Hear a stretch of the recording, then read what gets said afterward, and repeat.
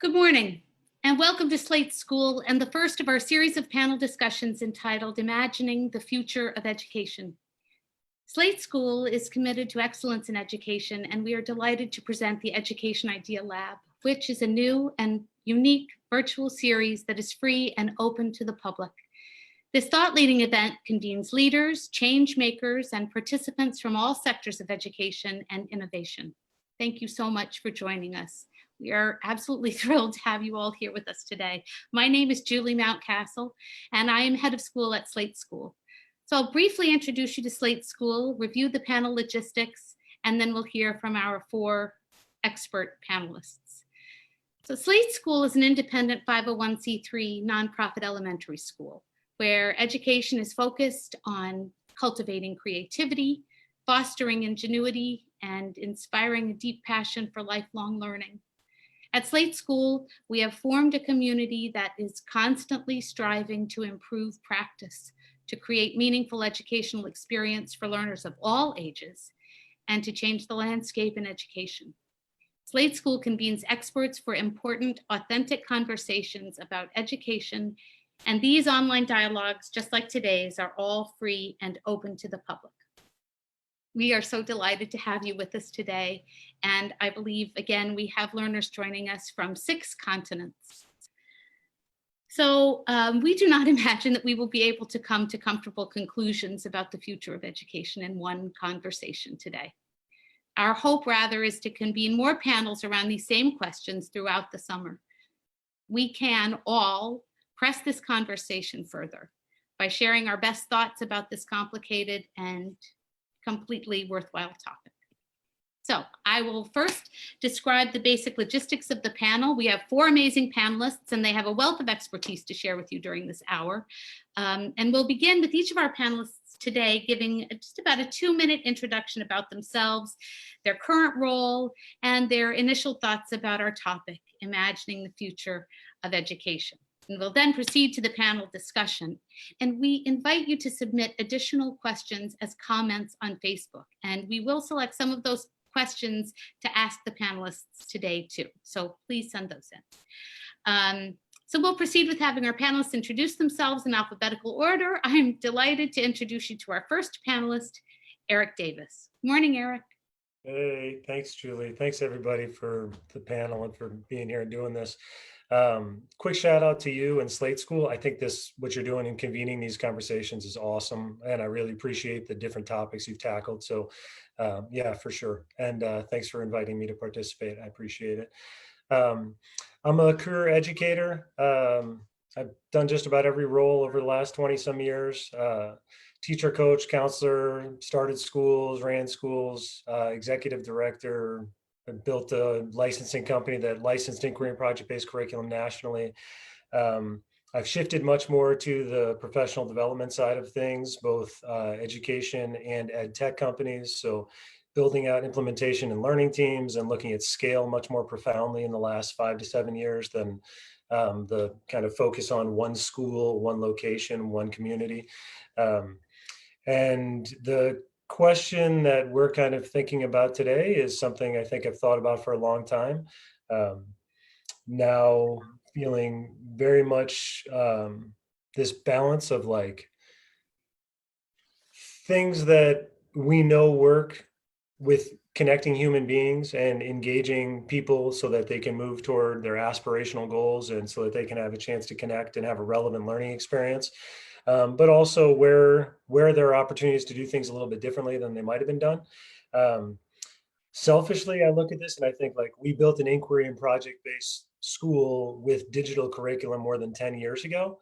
And, you know, being in a moment now where people are clamoring for something that we had done a while ago when we were too far ahead of the curve then, fascinating to just be in this whirlwind. And in a way, that's kind of what it feels like. It's all of these swirling ideas and trying to identify the ones that you can grab out that are really going to work and grow. So looking forward to chatting with the 4 or 5 of you. Fantastic. Thanks, Eric. And our next panelist is Gillian Judson. Good morning, Gillian. Good morning. It is such a pleasure to be here, bright and early. I'm coming to you from Canada. I live on the unceded territory of the Kwantlen, Katzie, and Semiahmoo First Nations people, otherwise known as Surrey, outside of Vancouver. And I'm an assistant professor at Simon Fraser University, and I am the executive director of CIRCE, which stands for the Center for Imagination in Research, Culture, and Education. Now, doesn't that sound fun? I know. So my work, my research, my teaching, my curiosity, it always has been around the role of imagination in our intellectual development, in our learning, in our loving, in our living, and in leadership as well. So I've been thinking a lot about, during my doctoral studies and past, just how we can bring imagination and the growth of imagination to the center of schools and practices, because it's really interesting. We tend to associate imagination with the fantasy life of the young child, or maybe those great artists, and we don't remember that all those times we make a call for creativity, we want to be innovative. The big catchwords in business and school is creativity and innovation and transformation, but that all starts with the what if of imagination. And we could do a much better job of growing the capacity to imagine what is possible. So that's what I'm hoping to talk a little bit more about today. And I'm also really looking forward to sitting back, drinking my tea, because it's only 8:07, and listening to all of you. So thanks for having me. Fantastic. Thanks for that. That's great. Our next panelist is Grant Lichtman. Morning, Grant. Good morning, and thanks so much for having me, coming to you also from the West Coast, from just north of San Diego, California. And I think I want to go work for Gillian. So after a career in the for-profit world, I worked at a large independent school as a senior administrator for about 15 years. And then in 2012, got in my Prius and drove around the country for 89 days, and I visited 65 schools, asking some of the questions that Gillian was asking, which is, what does this word innovation actually mean, and how are we preparing our students better for the future than we have in the past? And that became a book, Ed Journey, and I've sort of been on that journey ever since, though I don't travel around in my Prius as much anymore. I tend to travel in airplanes, and I'm the lucky guy who gets to visit a lot of schools, work with a lot of schools of all different types, public, private, and charter schools and districts in the United States, in Canada, and to some extent around the world. And I guess my work has really been driven by, and 3 books now in 5.5 years have been driven by a couple of different overarching questions. The first one, the overarching drivers, the first one is the world is changing at a rapid pace, and education hasn't been. And if any of us thought the world wasn't changing at a rapid pace, many of us were dissuaded of that 12 weeks ago. And for those who still didn't think the world was changing at a rapid pace, I think we've been dissuaded of that over the last 10 days or 2 weeks, very thankfully. And so the question of how are schools going to respond to that different paradigm, where we have to be much more dynamic than static as we have in the past. And then the other driver has been, I think that education is faced with 3 existential questions. Why should we change? What's that change going to look like? And how do we get there? The first question, why should we change, as far as I'm concerned, is so far in our rearview mirror.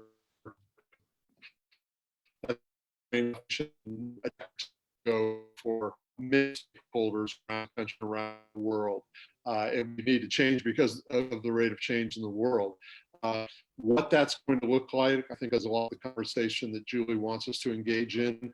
I actually think that we are having we arrived at a great understanding, collective understanding about what a lot of those changes are looking like, a much more student-centric, inquiry-based, thematic-based, project-based, maybe even play-based kind of education system. And I've been focusing, therefore, more on how do we change school systems, engage communities, move schools from where they. Uh-oh. Yeah. Boy, just when he was getting hot. Wow, Julie, I better be careful and not go on too long, or I know I'll get cut off. Exactly. That's it. I think the ideas around inquiry, they just explode the system. I mean, they just blow everything up. I think Too you're right. much. I think Facebook can't handle it. Right, we just can't handle it. Grant Lichtman. I'm sure we're going to get him back. I was just typing to say we're having a little trouble hearing you, but I'm sure we'll get Grant back shortly. But let's go on and meet Wendy Ostroff. Wendy, how are you?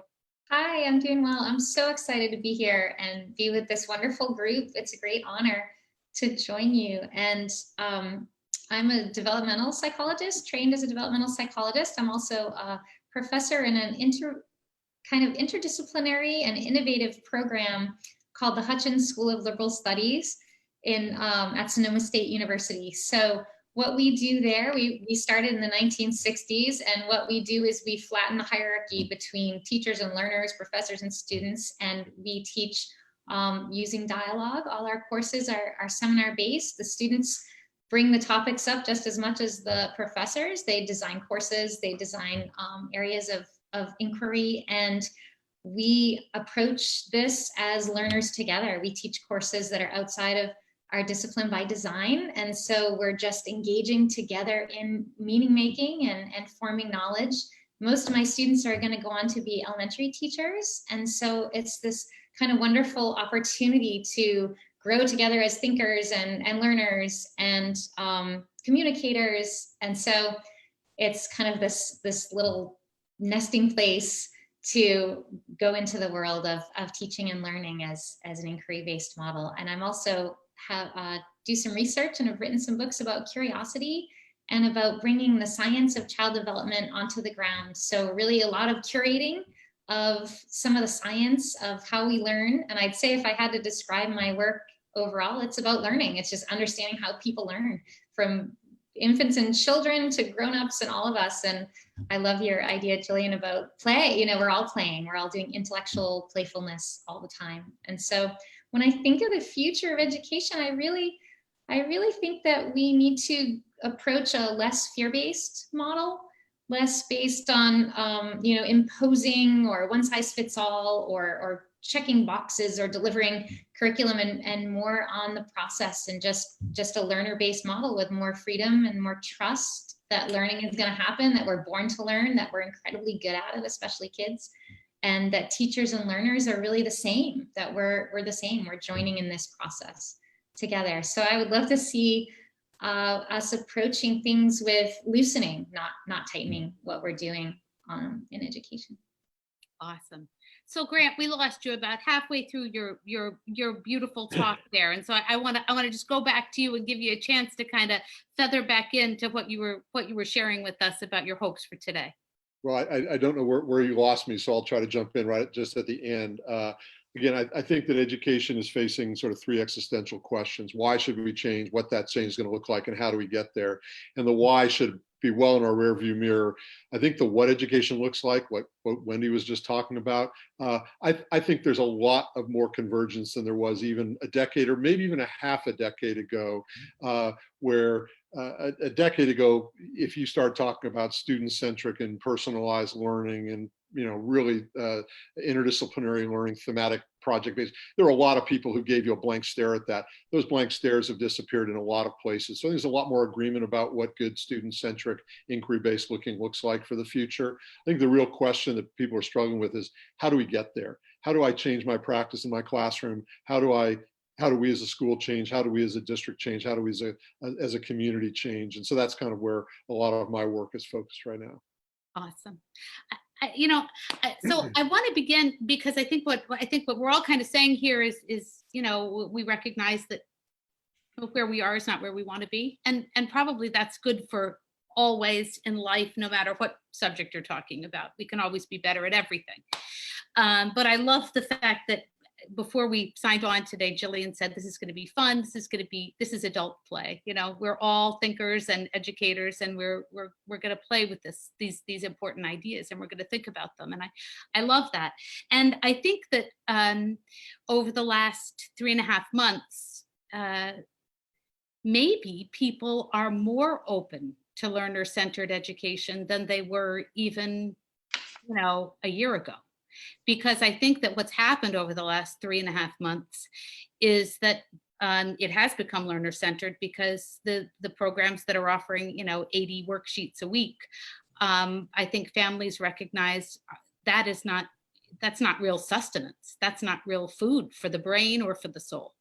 And so I think there might be an opportunity here. And so I'm wondering if we could, if everybody on the panel could really just talk a little bit about what you think these unexpected benefits might be from the way that we've responded to this unthinkable challenge. Anybody got any thoughts on that? I saw you nodding before, Eric. What do you I think? did, and then I just didn't want to jump in, but I had a couple immediately. Come 'Cause on. I like that you're optimistic in your response, but I'm not there with you yet. I think what's happened is you have you think about like, crossing the chasm, that concept in sales, and the idea of like you have your early adopters who get across and your pragmatists are really slow to cross the chasm. And what happened is they didn't cross the chasm moved. There was an earthquake underfoot and they found themselves on the other side of the chasm. And that doesn't make them suddenly capable of facilitating imagination or creative play or self-directed learning, but rather it finds themselves trying to grasp whichever tool is most accessible to them today to be able to finish the 2019-2020 school year. Now, as they move into the 2020-21 school year and beyond, I think we get much more beautiful, potentially life-altering questions about how does self-directed learning happen? How do we empower students to want to and know how to move through their learning, whether it's at home or at school or in a hybrid model? I don't think we're there. And I think what's actually happened is that the gap between those who have and have not has accelerated tenfold, if not more. I look at my kids who wake up every day in an environment where they are expected to wake and play and engage the world. And if I'm not there, well, the rocks and dirt and worms are.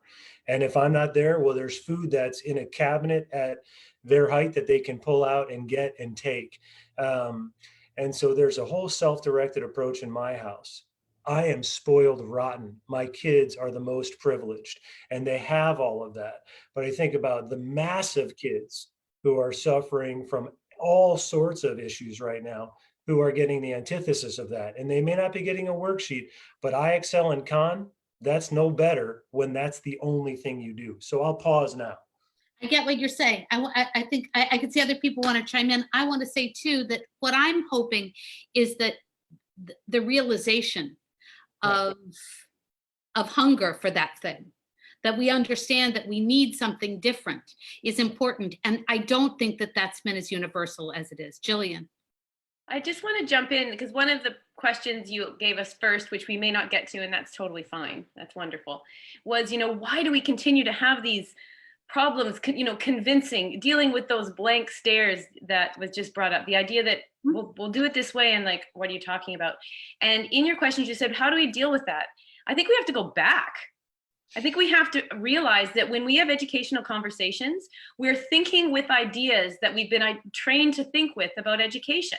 So in one room at one time or across an internet virtual space, certain people are thinking basically different views of the purpose of education. And so if the purpose of education is to create a peaceful society and support kids in getting jobs, and we might call that a socializing purpose, then that detracts from the person that says, well, no, we need to develop the minds through geometry and physics, and without that doesn't have direct social purpose. Or the people that are saying, we need to let the child choose. We need to, like the Rousseauian beliefs. But whether we name the theorists or not, we try to do all three in a school. Mm-hmm. And the more time you spend on one, you detract from the other. Kieran Egan, he's the original developer of imaginative education as an approach. He talks about how as long as we're trying to fulfill any one, as long as we let any one of those purposes drive our curricular decisions, we are detracting from the ability to do the other things. Now, I'm not offering any solution. I'm just offering the blank stare. I'm offering the why because if you're arguing we need to do this because it's what school is for, but I'm arguing we need to do this because school is for this, we have a problem. If we had more time, I would say instead we should pick up a different idea, and it has to do with developing the capacity to imagine the world, etc. And in doing so, we can fulfill a lot of different aims. But we aren't often aware of the ideas that we're thinking within education. We all come to school with experiences of what it's supposed to be for, what we enjoyed, what we didn't enjoy. And so then the complicated conversations we have with our colleagues can be frustrating because we just don't understand how we can see the world so differently. And there are also gaps for possibility and change within that. But the blank stare, I don't know if we'll ever get rid of that in education. I hope we do. But it's a good thing. I mean, I don't think it's a bad thing. I don't think education should ever get stale. We always need to have these creative spaces where we can reimagine what's going on, right? We're never, It's no good. Yes. diversity is what we want. We Yes. don't want everybody to have the same idea. Yes, agreed. Wendy. So one of the beautiful gifts of this trauma and tragedy and intensity we've just gone through is we've had this gift of time. So to this idea that things can come out, imagine the situation, if you're not there, Eric saying, the worms and dirt are there. That's something that I really witnessed in coronavirus as a silver lining, is that whatever way it happened, whether it was online for a few hours, whether it was worksheets, whatever had happened, it happened and got pushed aside. And then we had kids with a lot of time on their hands and not a lot of scheduled up, all the activities were done. And I saw this incredible first boredom, which I think is super important for kids to experience. I feel like that should be part of our mission statement, is you get bored and you go there.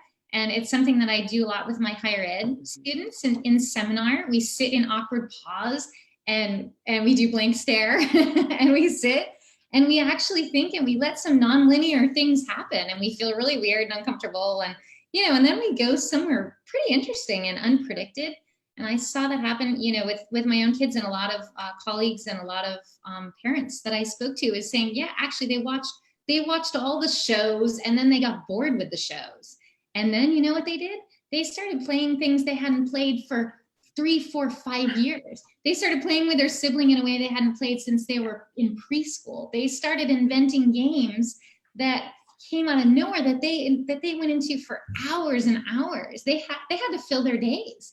And it's, for many of these kids, the very first time, because they've been so managed this generation, it's the very first time that they had unstructured time, the kind of time we had, in past generations. So these amazing imaginative things and discomfort, it all happened with childhood. So I feel like, wow, look what kids can do if we can back off a little, because we had to in this case, because we had to work too, right? And so it was like, figure it out.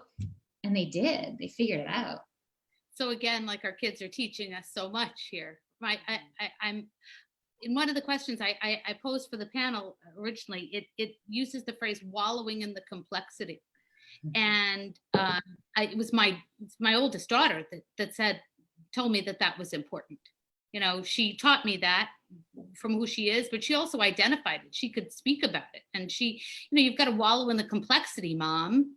It's okay you don't have the answer. You've got to wallow in the complexity. That's what's really important, because you're not gonna find an answer, and that's okay too.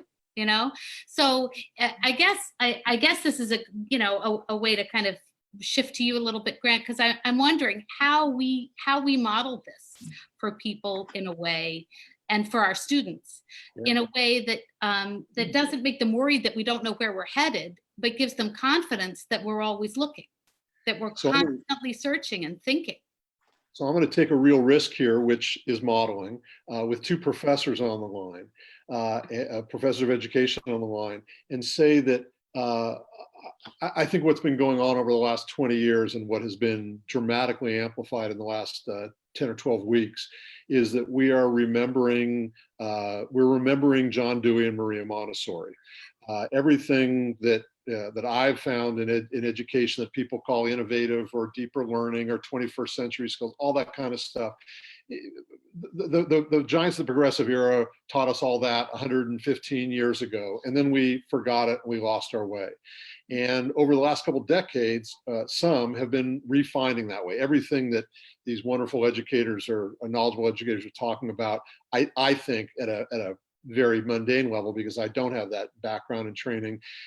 To me, Dewey taught us that an experience leads to engagement, leads to passion, leads to learning. And it's a pretty simple equation. And we found new ways to create those experiences or allow students to create those experiences recently. So I want to say that. I want to say that one of the things that I agree with Eric, there's sort of this idea that somehow things are, because of the pandemic, school's going to transform all of a sudden. It's not going to happen. That's just not, I think that's overly optimistic. One of the things that has happened is there's been an absolute explosion, and this leads to, I think, your question. It's been an absolute explosion of connectivity. Radical connectivity is a key element of innovation across any system. And the cork went out of the bottle within a week after the pandemic shutdown started hitting, leading to the sort of event you're hosting right here, Julie. I had started writing about what I had called the cognitosphere about eight or 9 years ago. It was called the metaverse. We are now experiencing the evolution of a global social neural network that allows all of us to exchange multilaterally, share information, flow knowledge, flow wisdom without anybody telling us what to do, empowering us to do it, giving us permission to do it. And the cork absolutely came out of the bottle. If we can manage to not put that cork back in the bottle, we have a chance to transform education, because we know a couple things about how organizations change. Number one, as Wendy was saying, we have to have some shared language. We have to have a shared North Star, a shared ethos. I visited one of the high schools in the poorest zip code in America, which is the Pine Ridge Indian Reservation. And I visited and worked with some of the hoity-toityest blue blood boarding schools in New England, up in your neck of the woods, Julie. And those schools do not have the same needs. Their communities do not have the same needs. The outcomes are not the same. There is no one cookbook recipe. So engaging those communities figuring out what their North Star is, and then building towards that across community.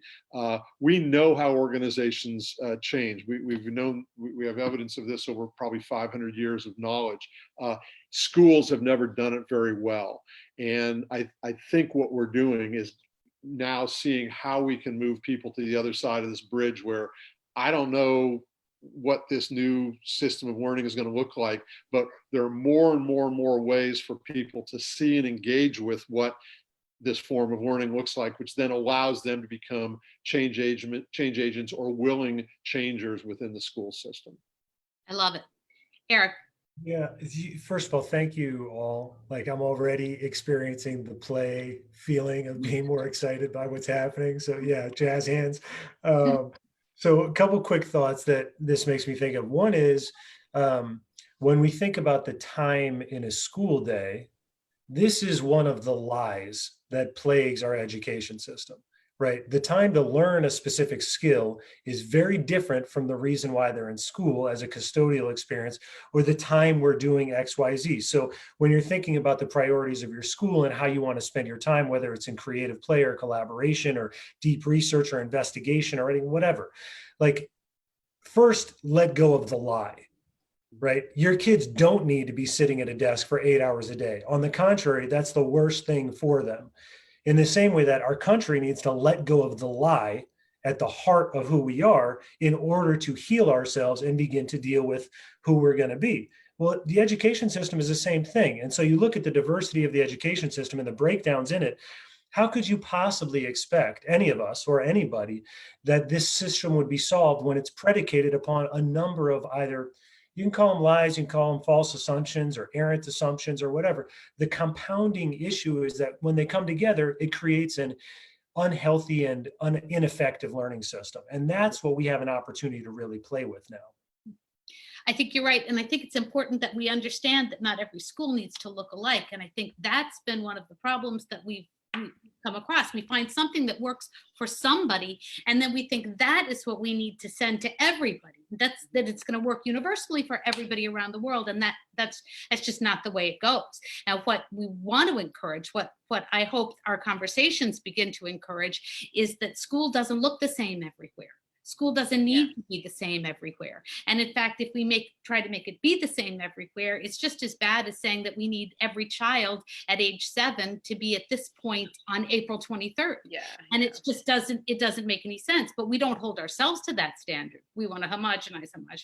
And yet, you know, Julie, what's interesting, when I've had the chance to, and I've asked this, I've gathered thousands of data points on this. When I ask community stakeholders at widely different types of school communities, very simple questions like, what do you want what would you like your school to look like? What's one word you would like to use to describe your school?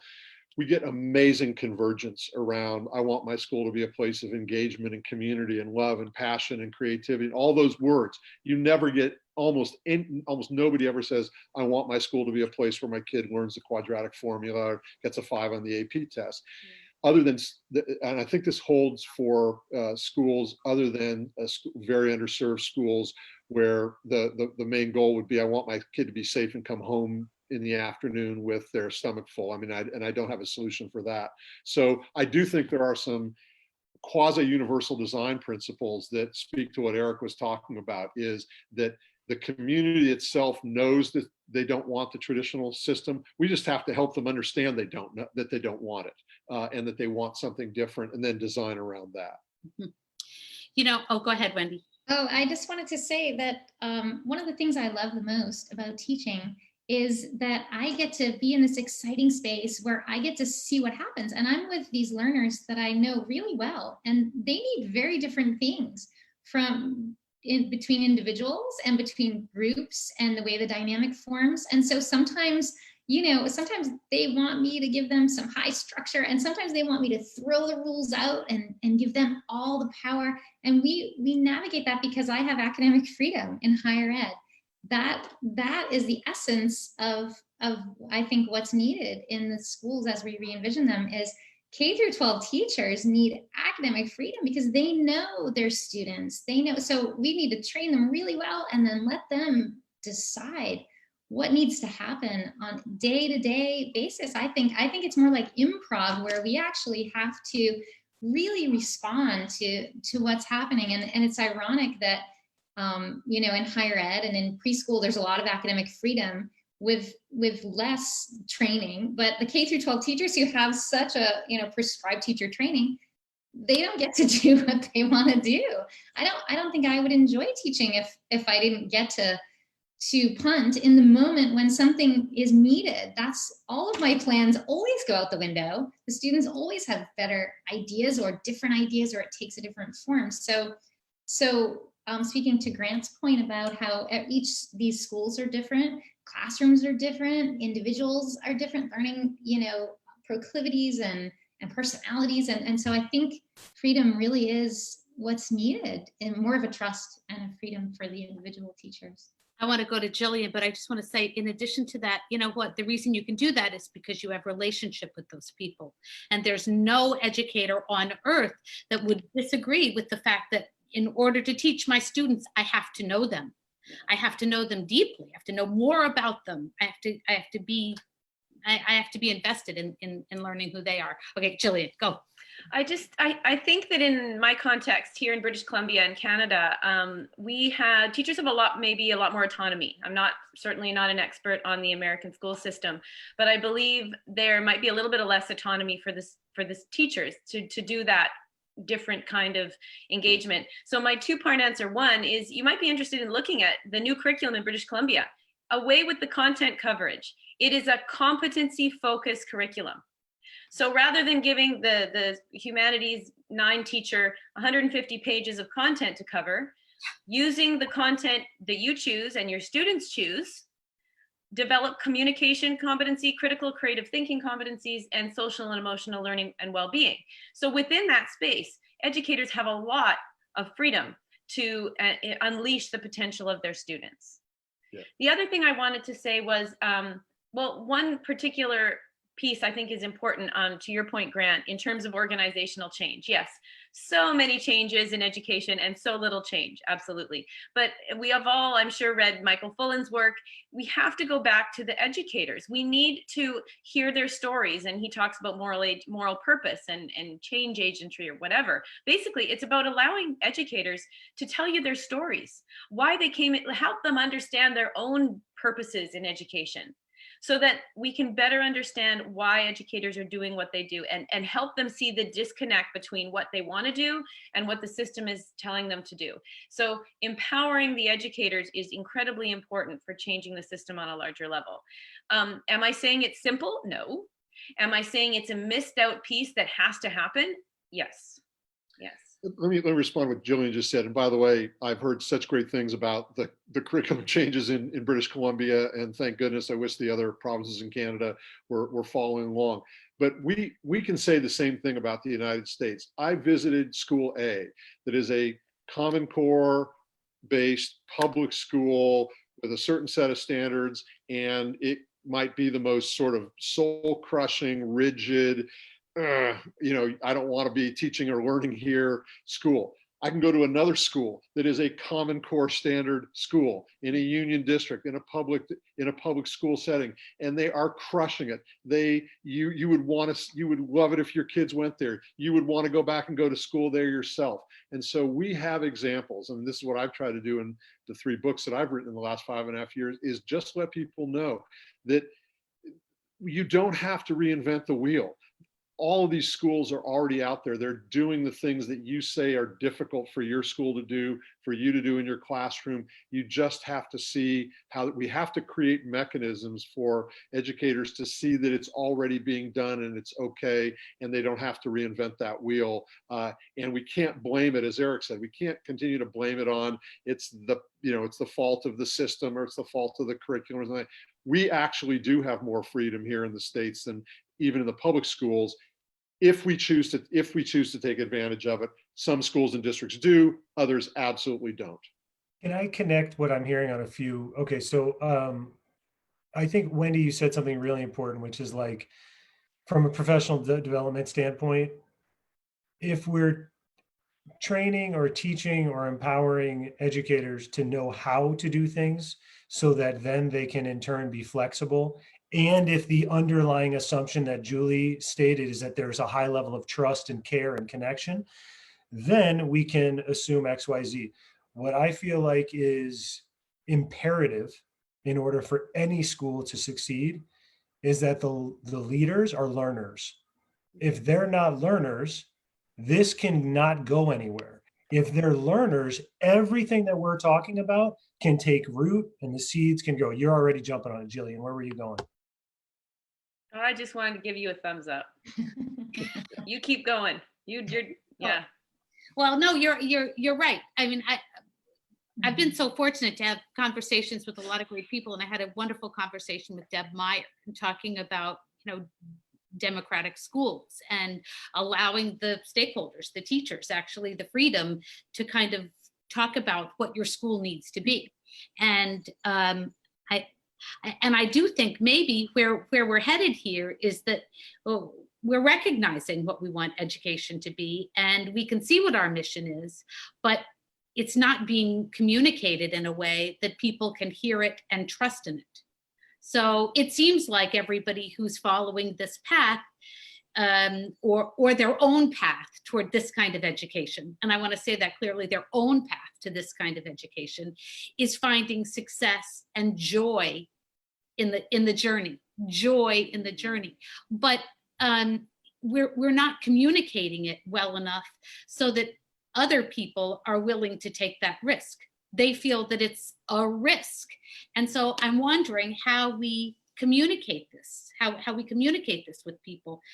Vertus Kara said in our little conversation called Communicating the Mission, he said, we have to look at the barriers that our audience is bringing, and we have to think about who our audience is, and we have to think about those barriers, and then we have to find ways to help them understand what we're saying, and we have to listen, because their barriers may change what we think. So I'm just wondering, how do we get this out there? Who's got wisdom on this?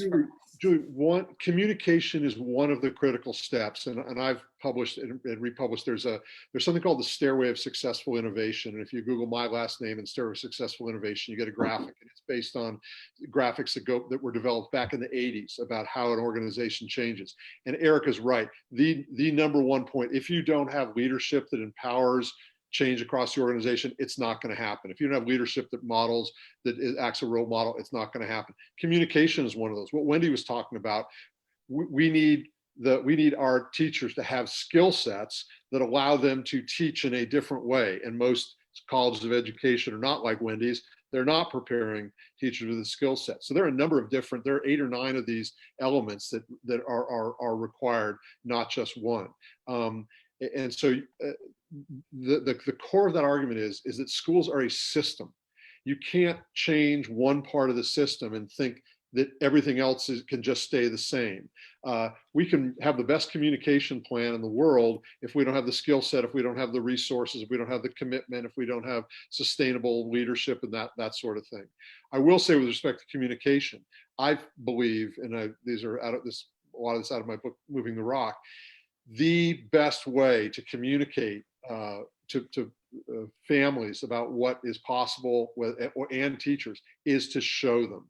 And whether that is screening most likely to succeed and having people go, oh, there's a school called High Tech High that's doing it, we could do that too, or whether it's starting a pilot in a school in a district so that families can say, wait, I want that kind of education rather than what my kids are going through.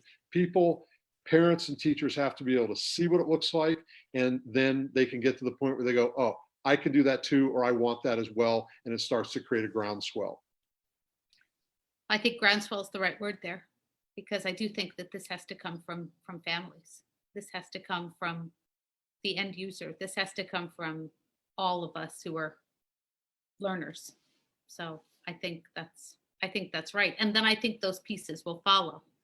I want to shift a little bit, and I think we've talked a lot about sort of things that we all agree are important, and maybe some areas where certainly in the States here, I don't know, we've declined, and I think part of that is in the arts.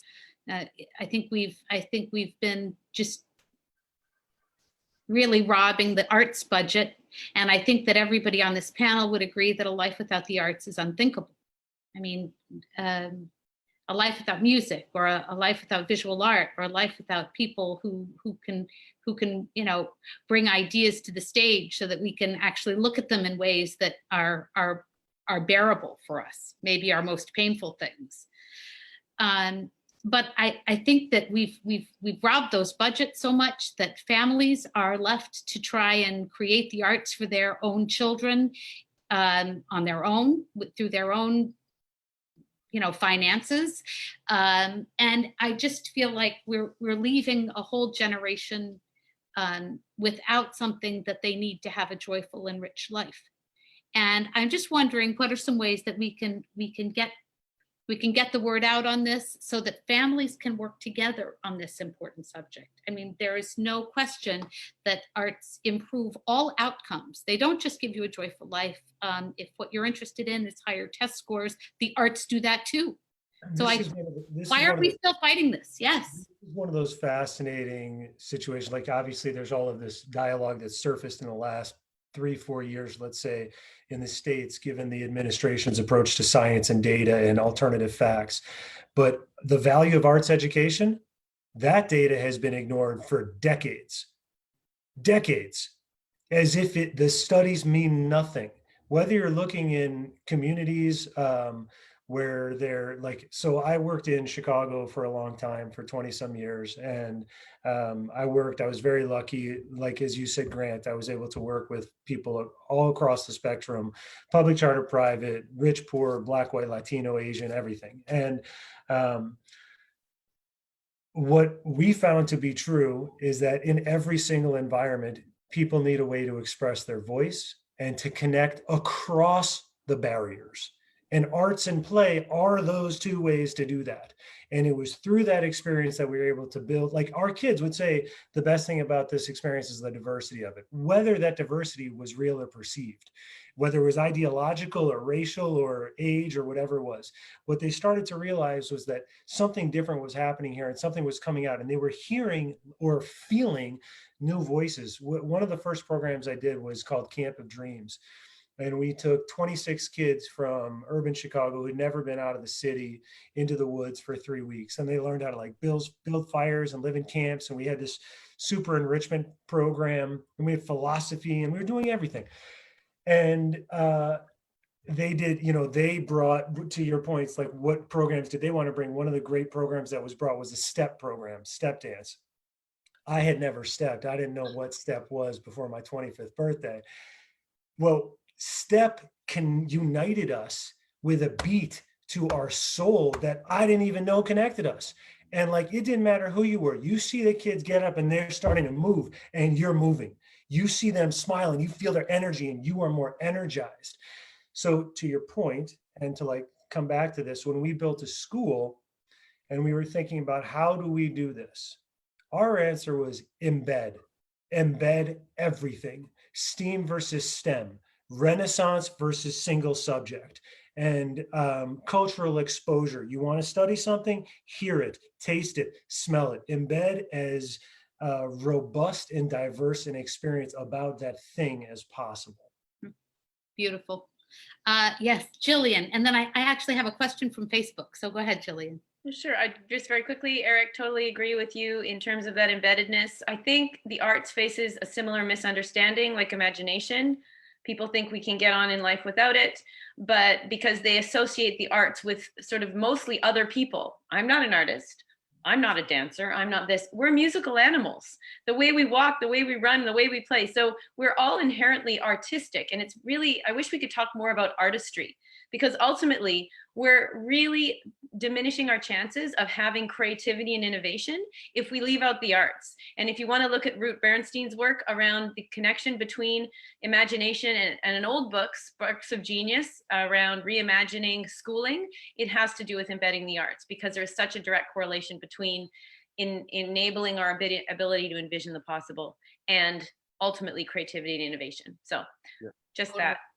We talk about the arts here at Slate School because we say that, some ideas can only be expressed in certain ways.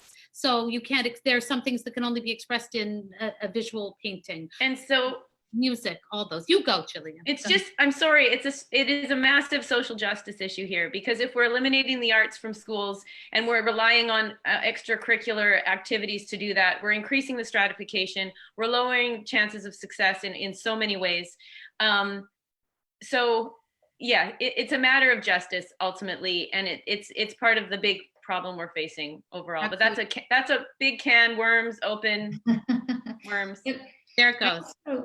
Sorry, I just wanted to chime in for one quick second and just say that this is really at the basis of my passion of bringing the science to the ground, and that's also a social justice issue. There's an elitism to our institutions where the research stays with the researchers and gets published in journals that only the researchers read.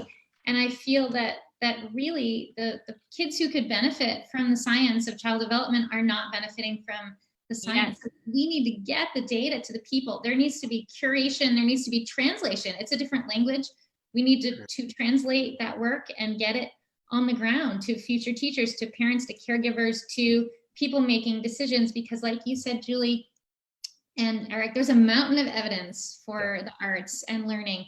And so where's the disconnect where, the decisions that are being made are not being made based on the developmental science evidence? What you're talking about, what you all three just looped around, and is I can't help but hear this fundamental issue of access and trust reemerging in here. So what do we make available to kids in school and at home? So when we built our school, we obviously had a design lab in there, but we actually left all of our tools, danger tools, accessible to the kids. My kids, I have a 22-year-old who's an older kid, but I have a 7-year-old and twin 4-year-olds. Those kids have access. My house is constantly a mess. That's the downside. The upside is they have all of the craft material, including things with which they can hurt themselves, available to them. Scissors, glue, markers, pen, dirt, rocks, wood, whatever. The reason instruments, they're just there and their bikes are there. The reason is, like, if we don't make those things as ubiquitous as balls and a computer, then we are telling them we don't value those things. We're actually undervaluing the creative mindset or the artistic mindset. And we're engendering that self-bias from the beginning. So I'm with you on all these things that we're talking about. We definitely show our preferencing and have to be careful about that. So I have to also think, go ahead. I also think we keep fighting in education. We're always fighting the last battle. And so for the last 2 decades, we've been heavily invested in STEM for a very good reason. Look, the fact of the matter is there's a heck of a lot more jobs out there in STEM fields than there are in arts and humanities fields. So somebody says we've got to overweight to STEM. If you look at the work, for example, of Gerd Lenhard, who is looking 20 years into the future, the jobs that are going to be available for kids that are solely focused on STEM, like programming, are the ones that are going to disappear most quickly with the rise of AI. So what are the characteristics that somebody like Lenhard says that we really need to be balancing against STEM? Creativity, compassion, originality, reciprocity, responsibility, and empathy. Those are the things that come out of the humanities and the arts field. If people think of arts as, I'm going to learn how to paint a painting, we as educators have utterly failed in the conversation rather than leading it towards what are the human characteristics that are going to be valued in the future, and we have to balance those against just the job-related areas of STEM, which could likely disappear with the rise of things like technology, artificial intelligence. Yes. Okay, so I have a question from Facebook here. How do we get school administrators on board to reimagine education? Yikes, that's a big one. How do we get administrators on board? What do you think? At the beginning of this pandemic, I had a bit of a writer's block. I was trying to put out some articles, and the only thing I could write about was how it's ludicrous to suddenly ask everybody reimagine schools, when up until now we've completely sidelined and ignored imagination, and we're expecting everybody to be able to radically do this. And so it was a bit of a rant, and we'll see if it gets published in a journal I've put it out in. But that we need to understand more how leaders understand imagination, because like I said, we always rush to the creativity and innovation piece, but we need to democratize the ability to more readily, more flexibly, more fluidly empower people, ourselves as leaders, and also learn to grow the imaginations of our teachers, who then, like, it's a trickle down into schools. So I think we need to understand it more. This is this is my research platform starting in the fall, is around the role of imagination and leadership.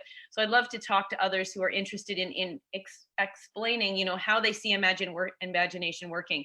Not because I want to leave the conversation here, but I believe there are very practical strategies we can then embed in our professional development of leaders and in our pre-service education of leaders, so that we can begin to give more attention to imagination and leadership. So the quick answer is there's no quick fix to this, because right now there's probably leaders, we know many that are fantastic, but imagination and imaginative leadership should not be the capacity of the few. It should be the capacity of the many. So that was a really unfulfilling answer, probably. I liked it.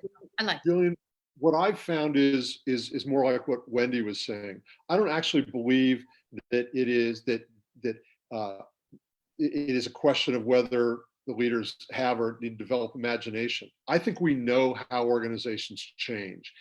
The problem is that knowledge base has never been translated well for educators. Schools are different places than PG&E or Apple or someplace like that. We have special considerations, and the DNA of the people within schools is different than it is in other organizations.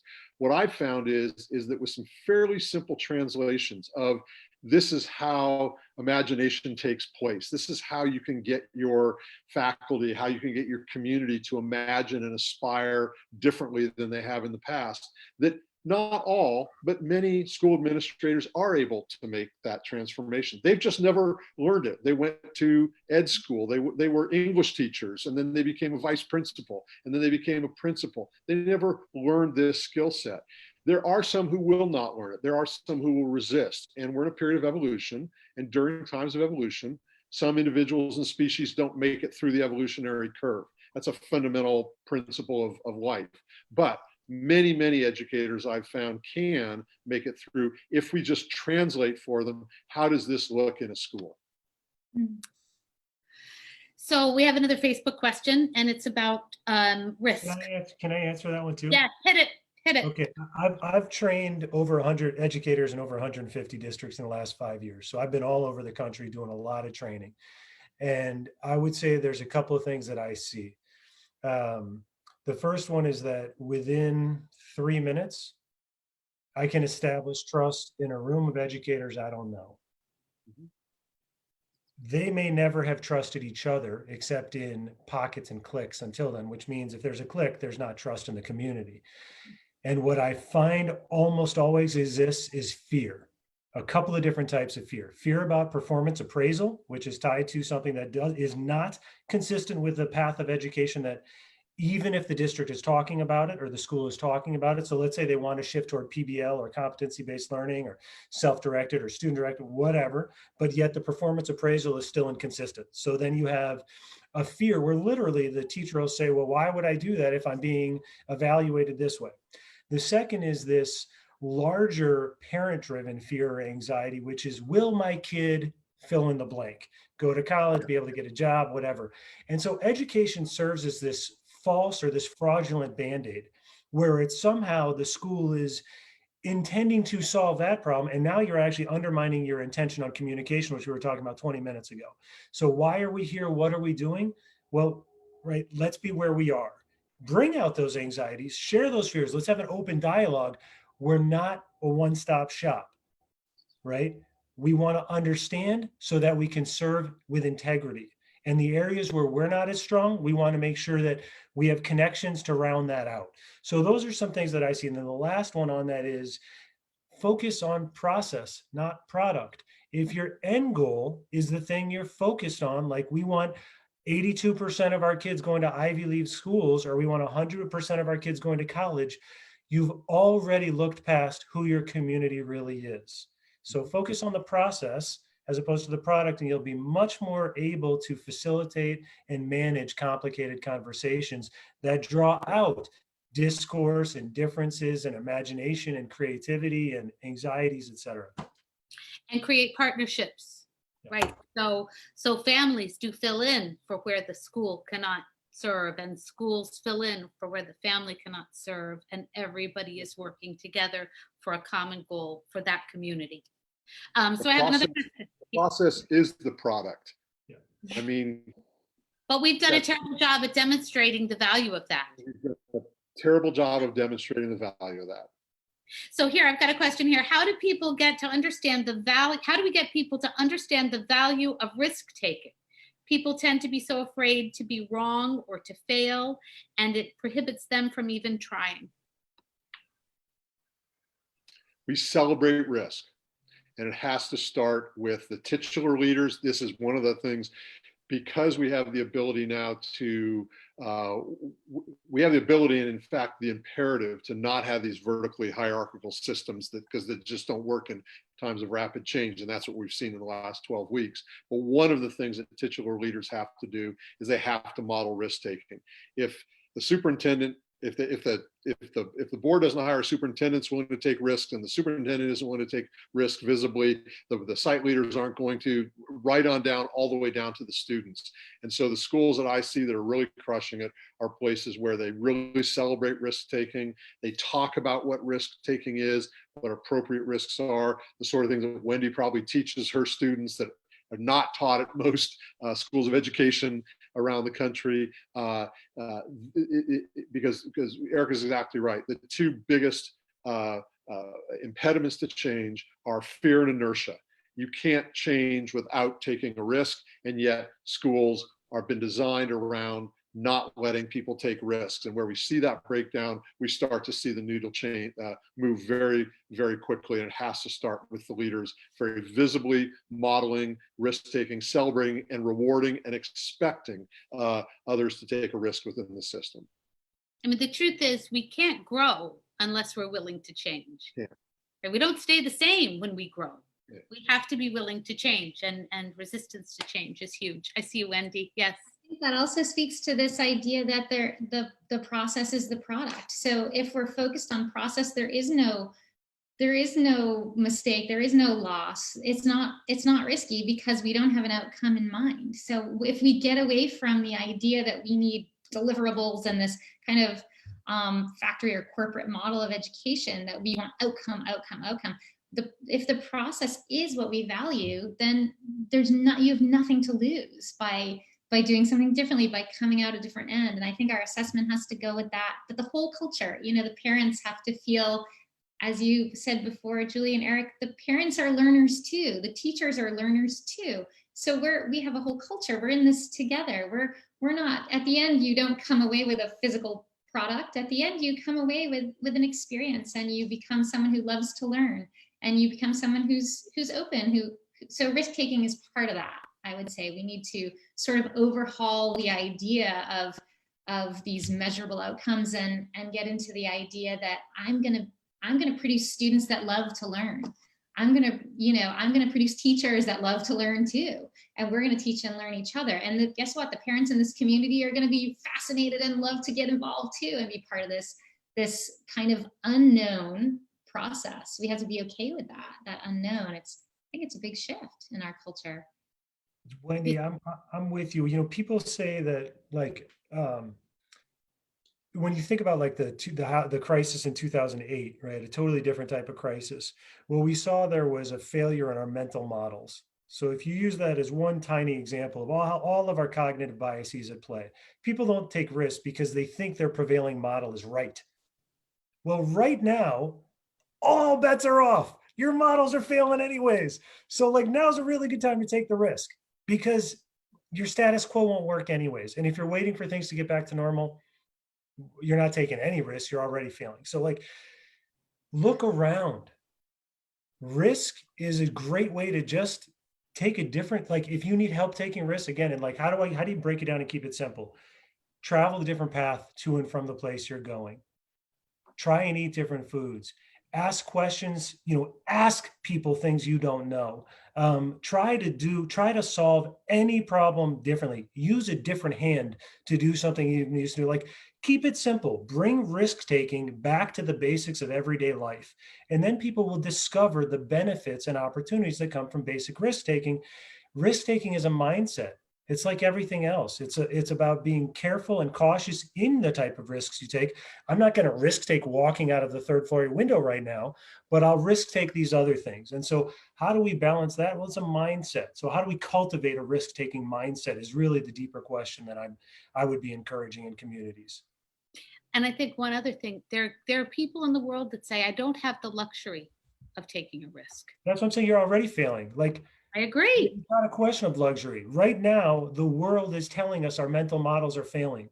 We need you to take risks. I used to say to my team, I'd say, you can never tell me anything wrong.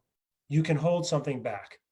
The worst thing you could, like culture of silence, whether you're trying to, violence or integrity, or, you're trying to build a cohesive unit. We need to know it's the lack of those things which really undoes us. Yeah, but Julie, I think we have to definitely be sensitive to what you just said, and I don't have the answer to this at all. As I said earlier, there are communities in our country and around the world where our perception of taking a risk is a luxury that they can't afford.